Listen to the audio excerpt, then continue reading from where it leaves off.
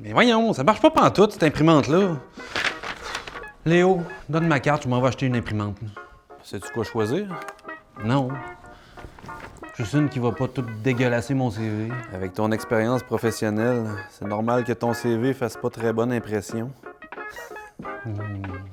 Tu vois, moi j'ai imprimé mes CV avant que tu la brises.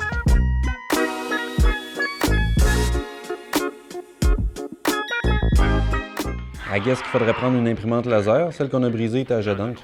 Non, ça prend jet d'encre. Faut que j'imprime des photos. OK, mais pour mes CV, c'est quoi le mieux? Pour du texte, c'est laser. Ça imprime mieux les caractères, puis c'est plus rapide. Laser, alors? Hein? Check. Une imprimante de base est presque le même prix qu'une multifonctionnelle. Genre celle-là, elle numérise puis elle copie.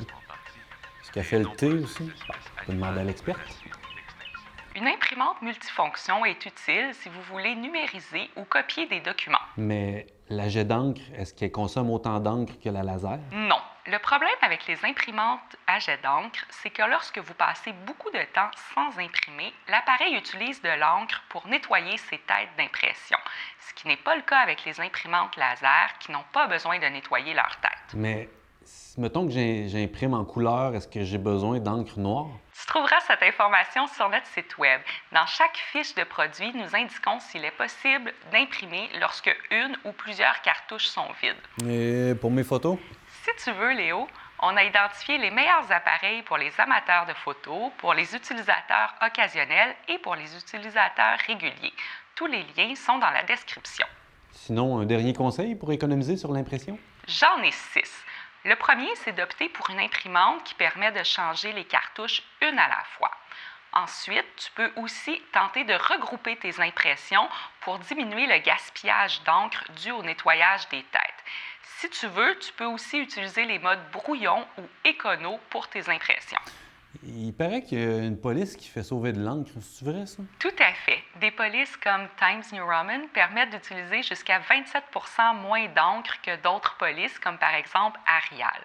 Si tu imprimes à partir du web, tu peux aussi utiliser le bouton en forme d'imprimante plutôt que les options sous l'onglet Fichier.